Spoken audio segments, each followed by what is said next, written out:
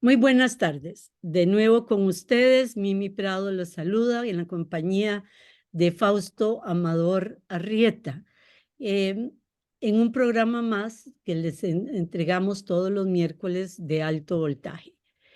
Eh, Hoy vamos a hablar sobre la derechización imparable de la Unión Europea, lo que esto significa, el por qué, dónde están las raíces de esa derechización y cuáles van a ser las posibles consecuencias de este movimiento político de extrema derecha racista que está creciendo en toda Europa.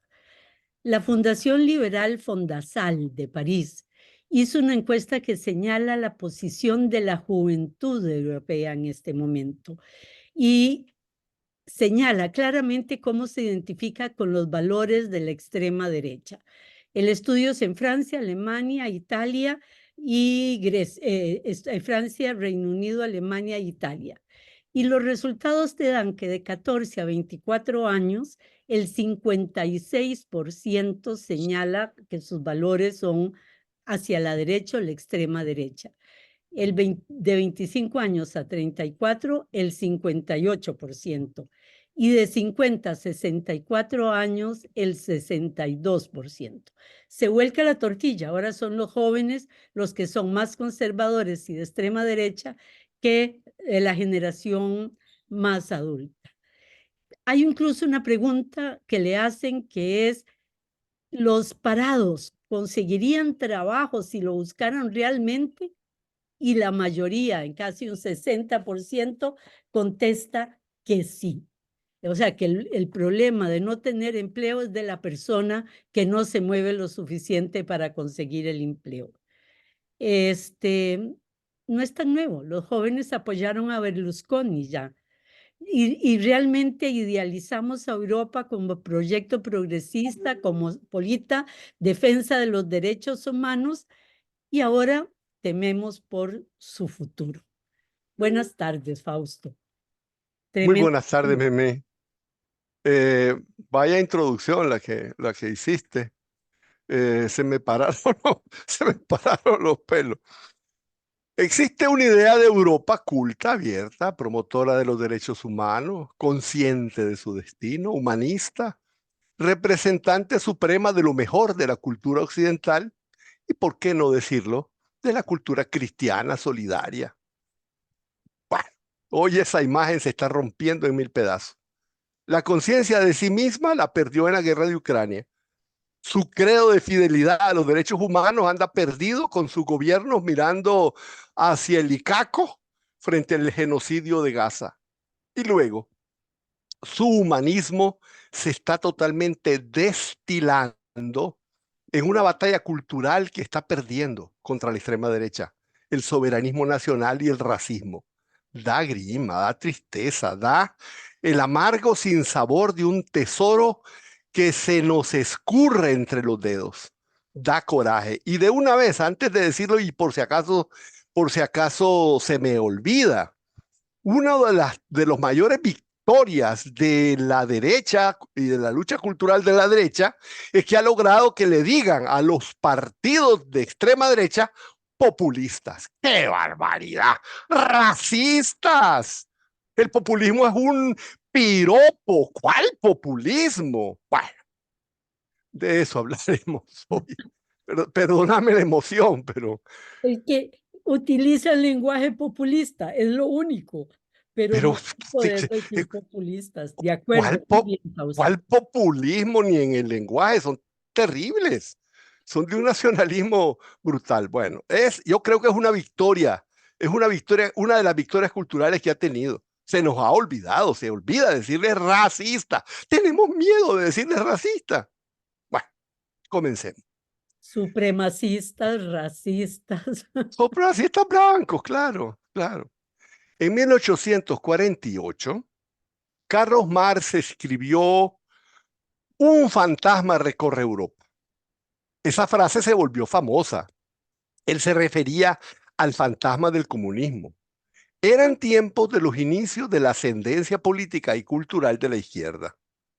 Menos de 50 años después, grandes partidos obreros, aún sin llegar al poder, ya habían logrado hegemonía en la juventud, hegemonía cultural en la vida social, y en Alemania, Francia e Inglaterra se habían convertido en la fuerza motora de la política. Y es de ese fantasma que hablaba Marx. Y entonces nunca se ha tratado de explicar por qué le llamaba fantasma Marx. Marx hablaba del fantasma porque era la naciente ideología, de las ideas, de la batalla cultural. Fantasma es lo que no se ve, pero penetra las fibras morales de una sociedad. Cuando llegó el 70 aniversario de la redacción de esas palabras, con que arranca el manifiesto comunista, esa ocasión fue celebrada ya en Moscú por la primera revolución socialista. Ya el fantasma no era fantasma, era una realidad que determinó el curso de la historia desde entonces. Para bien en muchas cosas, para mal en otras. Pero el punto es eso. La batalla cultural precede a la batalla política. Hoy podríamos volver a parafrasear a Marx y volver a decir, un fantasma recorre Europa, pero se trata de otro fantasma, uno realmente atroz.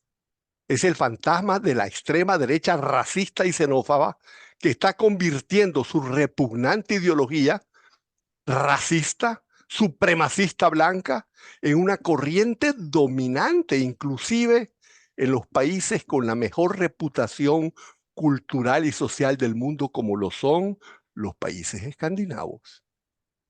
Italia fue el primero de los países fundadores de la Unión Europea, donde llegó al poder una coalición de extrema derecha con raíces fascistas. Me refiero a los fundadores de la Unión Europea. Antes había llegado a Austria, a Hungría y a Polonia.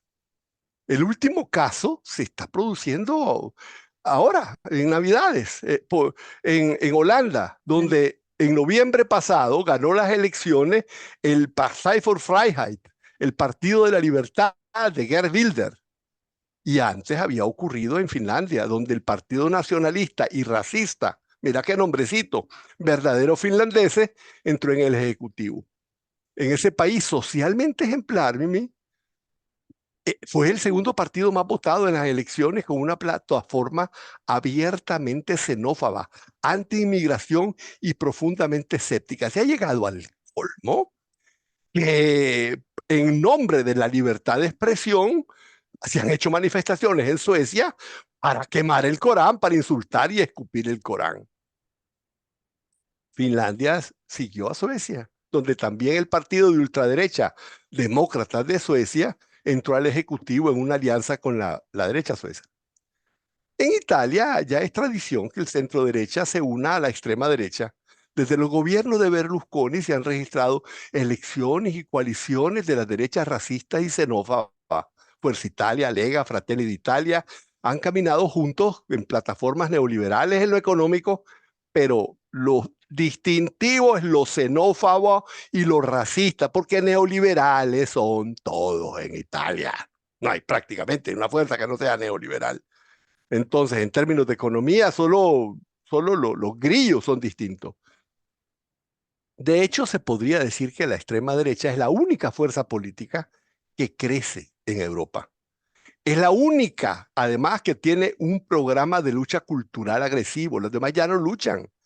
En Alemania, el partido Alternative für Deutschland, es decir, Alternativa para Alemania, es la única corriente política que crece. En Francia, el partido Rassemblement National, que se traduciría en algo así como Encuentro Nacional de Marine Le Pen, entró en la Asamblea Legislativa y sigue la tradición xenófoba, racista y antimigratoria de su padre, el famoso Jean-Marie Le Pen, fundador del Frente Nacional. Pero tiene una gran diferencia con el partido de su padre. El Frente Nacional de Jean-Marie era una corriente marginal en Francia. Marine Le Pen, en cambio, ha construido un verdadero partido de masa. Y lo que es peor, es seguido nada menos que por la misma masa de votantes que antes estaban afiliados a los sindicatos y a los partidos de izquierda y de extrema izquierda. Es un giro, Mimi, aterrador de lo que puede suceder en Europa en los años venideros. De hecho, en el escenario europeo, la presencia de partidos de extrema derecha que aumentan de forma constante su caudal de votantes ha cambiado ya por completo la brújula política de todas las corrientes políticas. Ahora todos ceden al avance cultural de la extrema derecha. Todos se mueven hacia la derecha para conservar cierto nivel de aceptación porque sienten que es culturalmente dominante cada vez más. El último ha sido Macron, que aprobó una espantosa ley migratoria que prohíbe la atención social y de salud a los migrantes. ¿Mm? Macron, decepción. Macron, decepción. La izquierda se mueve hacia el centro y el centro hacia la derecha. Así ha sido como los gobiernos de Y centro la izquierda, derecha, la extrema derecha. la derecha, la extrema derecha, Todos se empujan. todos en trencito. Así ha sido como los gobiernos de centro izquierda adoptan políticas encaminadas a satisfacer, a apaciguar a la parte de la población que se encuentra más cercana de los márgenes neofascistas y racistas, que cada vez son más endémicos en toda Europa.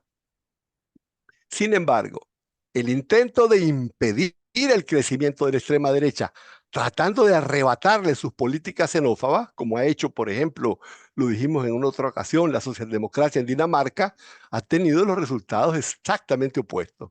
A la extrema derecha racista se le ha concedido carnet de ciudadanía europea. Tienen respetabilidad social.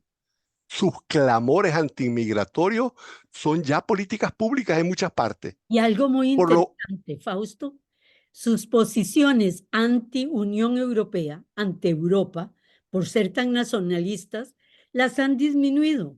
Y de esa manera, además, han logrado algo que los grupos nacionalistas nunca habían logrado, que es comunicación entre ellos y apoyo entre ellos, ¿verdad?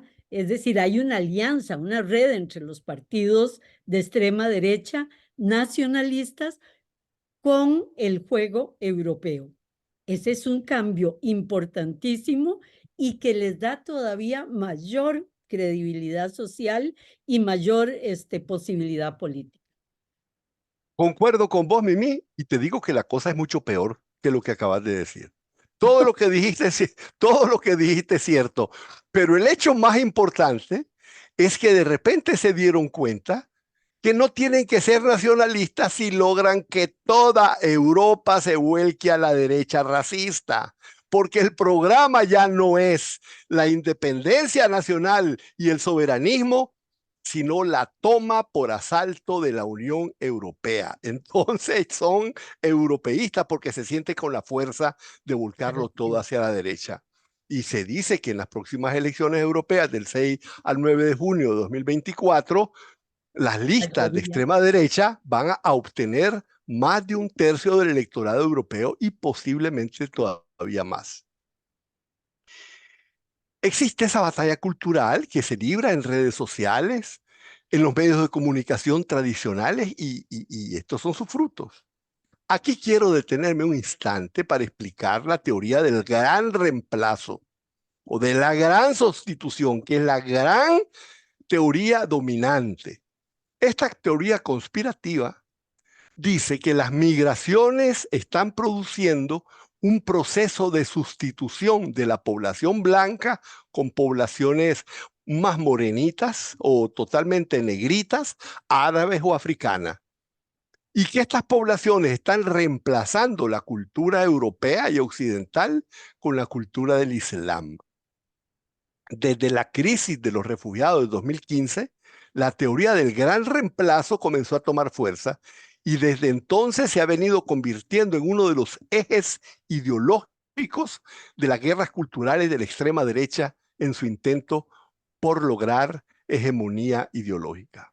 La última encuesta del Instituto Francés de Opinión Pública, IFO, señala que el 53% de los franceses dice que el gran reemplazo es cierto. Y una mayoría aún mayor piensa que esa sustitución ya se está dando.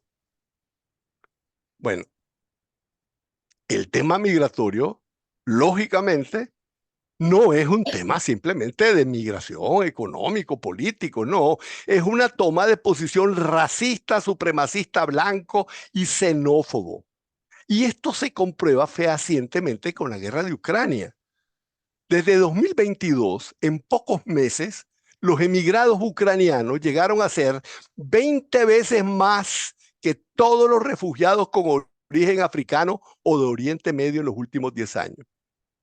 Y ha sido escandalosa la diferencia de actitud de los gobiernos europeos frente a los ucranianos, refugiados y emigrados, o a los de África de África del Norte y de Oriente Medio.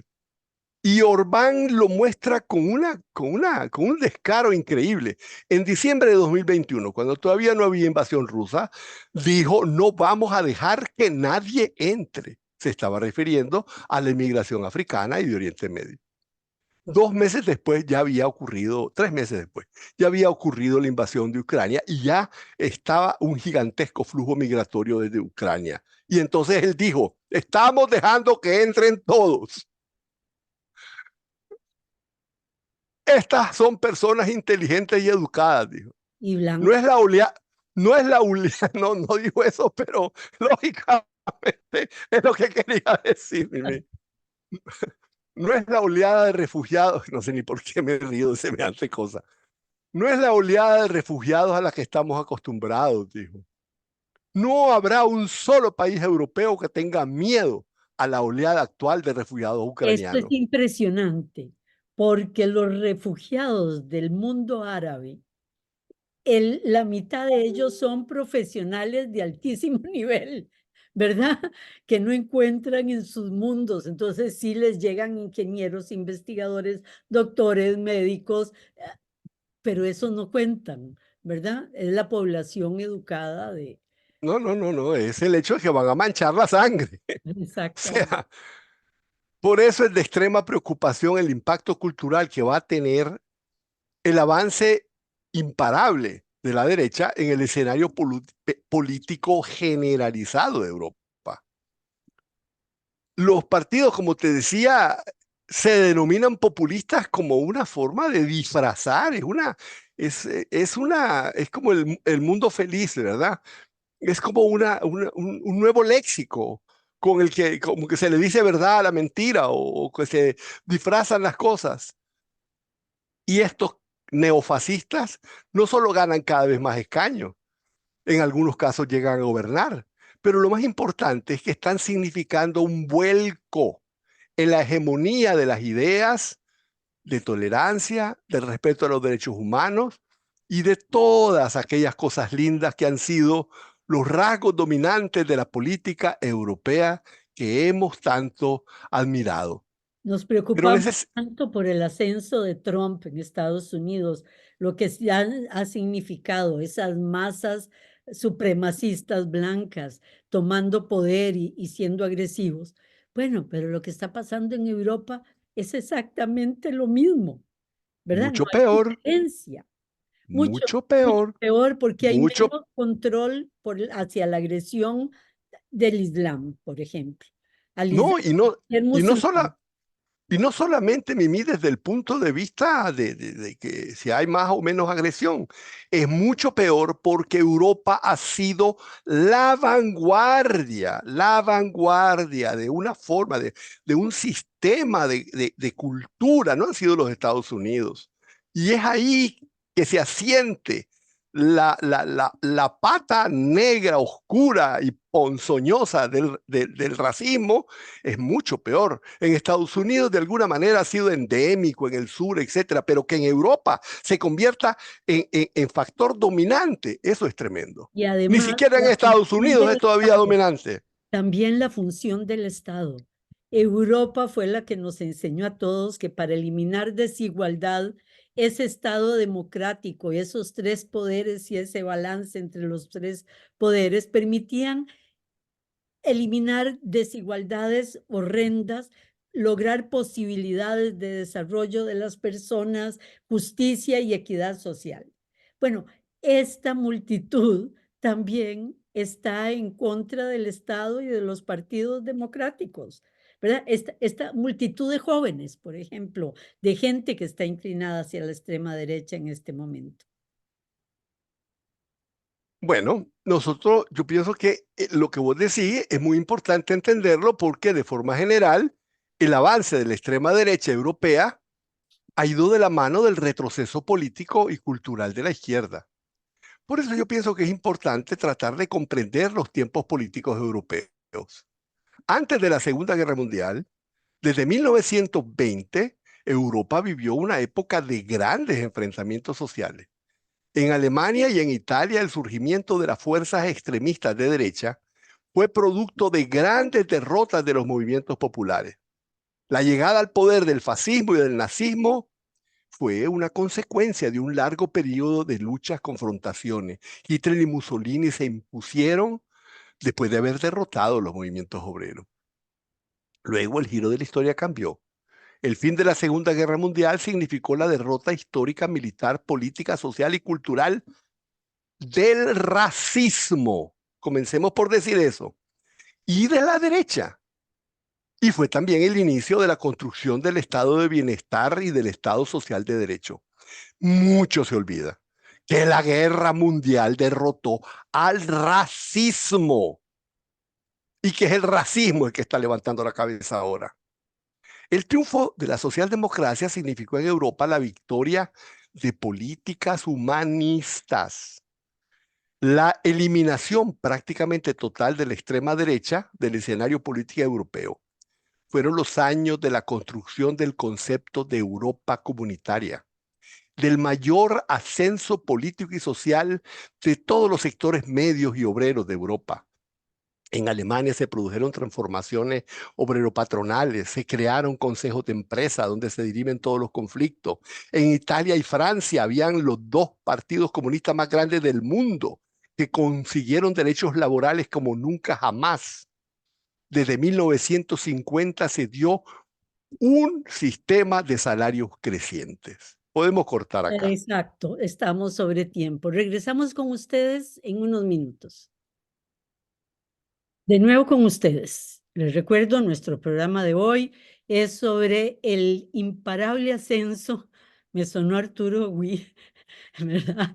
La inevitable ascensión de Arturo Gui, de la extrema derecha racista en Europa.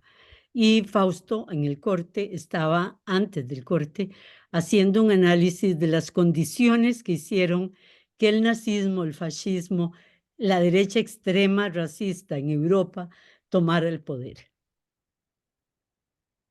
Efectivamente, ya habíamos pasado que la Segunda Guerra Mundial fue una gran derrota, ¿verdad?, de esos movimientos racistas y que eso dio origen, ¿verdad?, al triunfo de partidos socialdemócratas y a una situación a partir de 1950 de un sistema de salarios crecientes con grandes avances obreros. También hay que entender la correlación internacional de fuerzas. Son los tiempos de la Guerra Fría y la necesidad de contener el comunismo favorecía que los partidos patronales consintieran en establecer un contrato social muy favorable a las clases trabajadoras.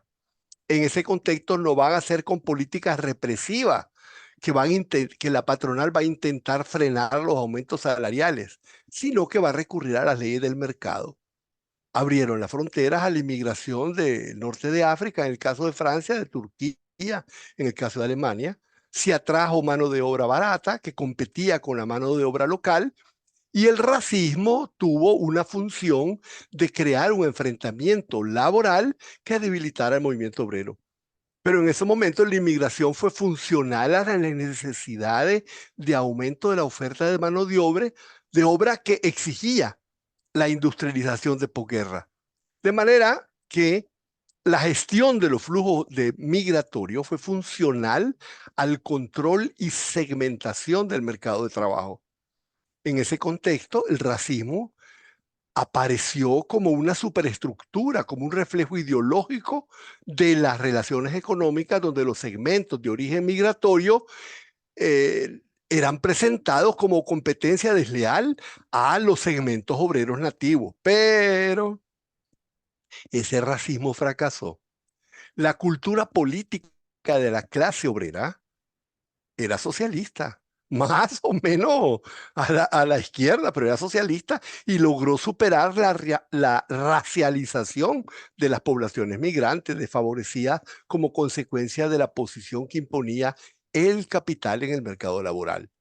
La mano de obra migrante se integró a los sindicatos obreros y en general se superó ese racismo. Por eso la extrema derecha no pudo crecer entonces. Quedó totalmente reducida a mínimos segmentos ideológicos cargados de los prejuicios permanentes que siempre han existido en las clases medias superiores. Así pues, en condiciones de ascenso de la producción y de la productividad y de creciente peso político de la izquierda, con creciente conciencia de un concepto universalista del ser humano, ¿m? Y también un concepto universalista del ser europeo, la derecha no pudo desarrollarse y el racismo cultural quedó socialmente reprimido sin forma de manifestarse abiertamente. Bueno, a partir de la década del 70 se produce un declive de la sociedad industrial con una configuración neoliberal donde los modos de producción adquirieron rasgos cada vez más inmateriales, acompañados de un proceso de deslocalización desde entonces, previo a la globalización. Y eso se profundizó y se consumó totalmente al final de la Guerra Fría, con la caída del muro de Berlín, la disolución de la Unión Soviética y la desaparición casi de la noche a la mañana del peligro político que podía representar el movimiento obrero. Ya se podía romper el contrato social que se había realizado anteriormente. Y bueno, esos procesos produjeron una caída tumultuosa de la demanda de mano de obra masiva. En ese punto se produce un triple proceso. La izquierda pierde la base social que la sustentaba. La socialdemocracia, aun cuando llegaba al gobierno, necesitaba frenar los costos vinculados al ascenso social y comienza las políticas de restricciones, las políticas neoliberales y la deslocalización industrial. eh, Creó la deslocalización industrial, dejó a la clase obrera Desempleo, en sin la realidad, base material que le daba su fuerza social. No tenían base material. estos Pa- empleos se van para China o para cualquier lugar donde la mano de obra sea más barata. Es decir, problemas de incluso dentro de la misma Europa, ¿verdad? claro, claro. Vos, vos- vos- vos El vas norte y el sur. vos vas a comer croissant en Francia, lo compras en un supermercado o lo compras en una panadería y está hecho en Polonia. ¿Ok? Está hecho en Polonia, el croissant, ya no digamos los cigarrillos Gaulois. En ese punto, la mano de obra migrante aparece como un exceso y la migración se percibe como un fenómeno antagónico al nuevo orden económico, social y político. Este es el escenario en el que se ha impuesto una nueva lógica, la de la expulsión, que implica evidentemente, en primer lugar, a la población migrante. Pero, y aquí están los pero, la política europea sigue siendo social. El imaginario colectivo es humanista. Las políticas de cohesión social se mantienen. La capacidad de autodefensa de las organizaciones sociales está intacta y los movimientos de extrema derecha son absolutamente marginales. Y sobre todo, todavía tienen un perfil cultural retrógrado. El racismo todavía es despreciado. Reputacionalmente se ve como un remanente de la peor época de la cultura europea, el fascismo. Y bueno, en ese contexto, Mimi, en ese contexto se va a producir una de las mayores catástrofes políticas de la historia moderna. Los Estados Unidos, poder hegemónico mundial, controlan y ejercen liderazgo militar y desde esa posición hegemónica se lanzan en Oriente Medio a desquiciadas aventuras bélicas que solo podían beneficiar a su industria militar y va a producirse en daño de toda la humanidad. A comienzos del presente siglo, Estados Unidos atacó a Irak con el mayor engaño público internacional del que tengamos noticia, el descaro más absoluto, con pruebas falsificadas de la existencia de armas de destrucción masiva que tuvieron el descaro de presentar ante el Consejo de Seguridad de las Naciones Unidas. Si alguien quiere saber más sobre esto, que vea, que busque a Scott Ritter en YouTube. Él es uno de los inspectores de las Naciones Unidas que explica con detalle este engaño. Después, con pretextos civilizatorios, porque ellos son la nación indispensable, intentaron un cambio de régimen en Siria y buscando una pretendida democratización, crearon las condiciones de la guerra civil en Libia, bombardearon y derribaron el gobierno de Libia. Todo eso en el lapso de 7 años. Entre 2003 y 2011, en 7 años, crearon un desastre que todavía estamos viviendo. Fue una catástrofe.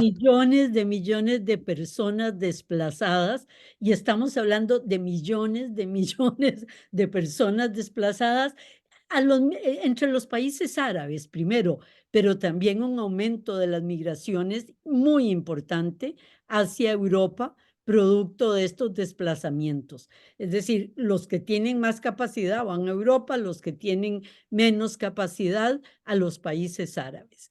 Es decir, y unos costos humanos y sociales enormes y económicos para Europa, no para Estados Unidos.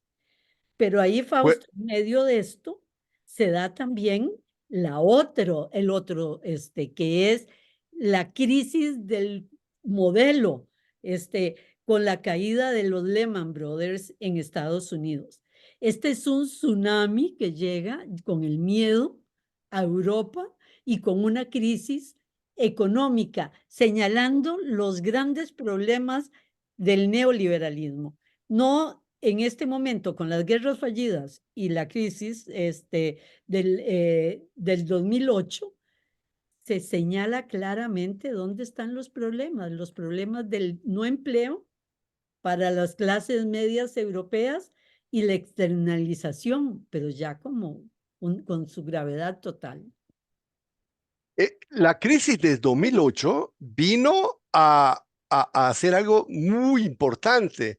Creó la famosa crisis del euro. Y con la crisis del euro, las políticas restrictivas, el retorno se me olvidó la palabra, de estas políticas de ajustes, van a atacar los fundamentos sociales, y entonces el problema es que cada persona que esté migrante va a competir por los espacios en los programas sociales. Bueno, las guerras de los Estados Unidos produjeron una catástrofe brutal, y lo que vos decías de la crisis del euro y la crisis financiera del 2008 fue exactamente en medio. Entre el 2003 y el 2011 está el ataque a Irak y la guerra civil en Libia. Y en el 2008, exactamente en el centro, está la crisis económica. Toda la región quedó devastada, las estructuras sociales destruidas, los equilibrios regionales dislocados, la base productiva de esas poblaciones totalmente devastada. Se destruyó la base material y económica de subsistencia de millones de seres humanos. Los principales estados de Oriente Medio quedaron desarticulados. La guerra civil endémica se propagó hacia África. Y entre catástrofes económicas y políticas, las guerras provocaron gigantescas olas migratorias. Entonces Europa se vio, sobre todo a partir de 2015, invadida por inmensas olas migratorias, con masas de nuevos refugiados económicos, políticos, de poblaciones que buscaban nuevas oportunidades de supervivencia, escapando a la guerra y escapando al hambre. Y ahí se produjo un cambio cualitativo en las fuerzas políticas y sociales europeas, porque las poblaciones europeas, con restrictivos programas sociales y ya con políticas de salarios Restrictivas también. restrictivas, las poblaciones europeas se comenzaron a sentir invadidas. En un primer momento, en 2015, ante las olas de refugiados, Angela Merkel, hija de un pastor evangélico y líder política de centro derecha, tuvo un reflejo humanista producto de su formación cristiana, pero también producto de las viejas tradiciones de solidaridad con las que creció y que aprendió en la Alemania del Este donde se formó. Angela Merkel, ante semejante ola migratoria, ante 1 millón de refugiados en la frontera, dijo, Wir schaffen das. Nosotros podemos con esto. Podemos enfrentar esta ola. Wir schaffen das quedó grabado como una de las mejores páginas del humanismo europeo. Ella quería decir, nosotros nos la jugamos, nos las arreglaremos para recibir anualmente a 1 millón de refugiados. No era cierto. Económicamente tal vez, pero ese volumen de migrantes iba a producir un impacto cultural adicional impresionante. La cultura europea no estaba preparada para semejante choque cultural. Iba a contracorriente de todas las funcionalidades de las corrientes neoliberales. Por eso la nueva invasión migrante ocurrió precisamente en un momento en que el capital europeo ya no estaba necesitando funcionalmente población migrante. La base europea industrial se había deslocalizado. Y si a eso se añade el resentimiento de las políticas de austeridad, esa era la palabra que se me escapaba, con brecha regional, parálisis y retroceso de programas sociales, creciente desigualdad de ingresos, estancamiento económico y pérdida de representatividad política de los partidos, bueno, se fueron fundando las bases para algo completamente diferente. La socialdemocracia, mientras tanto, olvidó totalmente, perdió completamente la brújula, se concentró en el crecimiento económico y dejó de fundar su peso político en beneficios sociales. La desigualdad aumentó, los servicios públicos se deterioraron, la población migrante venía a competir con programas sociales cada vez más insuficientes y ese fue el contexto de deterioro donde la extrema derecha se posicionó y se convirtió en el único desafío creíble al sistema. Y vos Bueno, señalaste muchísimo la batalla cultural, ¿verdad? Frente a esta realidad y el miedo, aparece el miedo tribal. La tribu empieza a funcionar y la tribu necesita sostener la parte económica por un lado, el miedo que le quiten lo material, su comida, y por el otro lado, el miedo del identitario, el miedo al otro, al extraño, al extranjero, al de afuera. Y el pensamiento tribal se apodera de las sociedades europeas. vos lo dijiste muy bien. El avance de la derecha siempre, Mimi, siempre, incluso el avance del racismo, siempre se ha fundado sobre el miedo, siempre. Desde la antigüedad, el miedo de ser invadido, el miedo de perder lo que se tiene. Ante el crecimiento tumultuoso de la extrema derecha, las políticas de todos los partidos de centro se fueron a la derecha. Sí. Parar la migración es la consigna de todos. Trump quería hacer un muro en México, pero los europeos lo quieren detener antes de que lleguen a las costas del Mediterráneo. Y desde 2014, más de 28.000 personas han muerto ahogadas en medio del mar, mientras intentaban desesperadamente llegar a Europa. Los barcos fantasmas suelen ser reportados por las ONG que reciben llamadas desde el mar o desde las costas por los familiares angustiados por sus familias de las que no reciben noticias. Human Rights Watch dijo a comienzos de este año que la política de la Unión Europea con los migrantes se resume en 3 palabras. Human Rights Watch habla en inglés y las 3 palabras son let them die, es decir, Déjalo. déjenlos morir. La Unión Europea intenta deslocalizar la afluencia de la población migrante. Se pagan miles de millones de euros a Turquía para que los detenga y los controle en campos de concentración. Inglaterra los quiere expulsar a Ruanda, Meloni los quiere mandar a Túnez, pero el problema no Es son los muy fácil. refugiados. Ahí entendés por qué Europa no despierta con el genocidio en Gaza, donde Israel está haciendo lo mismo, ¿verdad? Con otras características, pero ellos lo están haciendo igual con las poblaciones africanas y de Oriente Medio. Bueno, yo sentiría un poquito jaladito del pelo No se meter a puede Gaza. comparar las dos realidades, estoy totalmente de acuerdo. Porque Pero decir que la migración es lo que explica, bueno, no sé. no, Algo tiene no que la ver, algo tiene migración, que ver. las políticas déjenlos morir, ¿verdad? De la Unión Europea va creando una nueva cultura y una nueva conciencia en los europeos. Sin duda Han alguna. visto morir 24.000 personas en el mar porque no quieren que lleguen a Europa. Pueden ver morir a palestinos sin que se les destroce el alma. A eso me refería. Va Sí, sí, creando una cultura de amor. tenés toda la razón. Es parte de los elementos culturales que han cambiado el régimen de solidaridad que tenía Europa, por supuesto. Y es racismo, ¿verdad? Porque el problema no son los refugiados, no tiene que ver con el volumen de refugiados y no tiene que ver con que compitan con servicios sociales.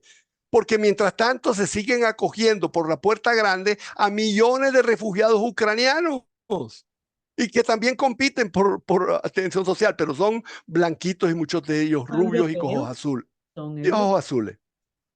La deriva derechista y racista de la Unión Europea, la verdad es que es imparable. En todas partes de Europa está en curso un proceso de criminalización de migrantes. Se criminaliza a las organizaciones que se solidarizan con ellos. Se lleva a los tribunales a los barcos que van a auxiliarlos. Bueno, la hegemonía cultural racista también se ejerce en medios masivos de comunicación y en redes sociales.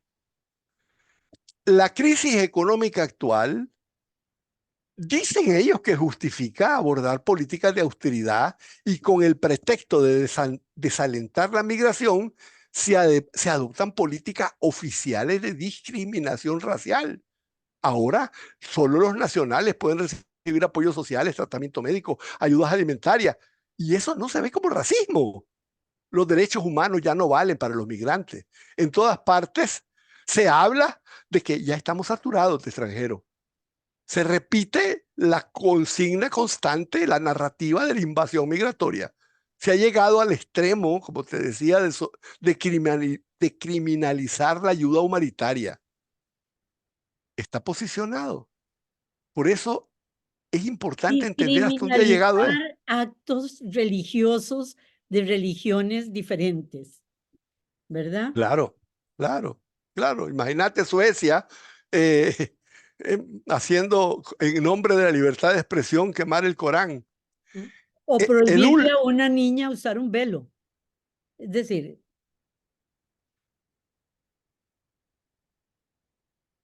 el último Eurobarómetro indica que por lo menos existe conciencia del problema. Más de la mitad de los europeos creen que la discriminación racial existe y es extendida. El 76% de los holandeses, el 74% de los franceses, el 71% de los belgas considera que en su país vive una sistemática discriminación racial. El 71% de los húngaros no se siente bien si tiene un compañero de trabajo negro. El 70% de los búlgaros se molestarían si algún familiar tuviera una pareja de color. Al 38% de los checos no aceptan que existan parejas mixtas. El 65% de los lituanos se escandalizarían si sus hijos tuvieran como pareja una musulmana. La Universidad de Harvard realizó un informe en el que dice que la República Checa es el país más racista de toda Europa. Bueno, estamos ya en el punto en el que necesitamos analizar las consecuencias de esto, porque estamos prácticamente terminando el programa. El debilitamiento de las organizaciones sociales, el crecimiento del racismo, el avance de la derecha, crean un problema fundamental, que para mí es cuál va a ser el protagonista social que se oponga a la derecha. Y eso es el punto, un punto importante, porque cuando se habla de detener una política o de tener una política necesitamos un protagonista. Y realmente en la Europa de hoy, ese protagonista no está presente y eso es una de las cosas más lamentables. llegamos Creo hasta que acá, el tiempo se nos ha acabado. Gracias, Fausto, y a todos ustedes también. Muchas gracias y muy buenas tardes. buenas tardes, Mimi.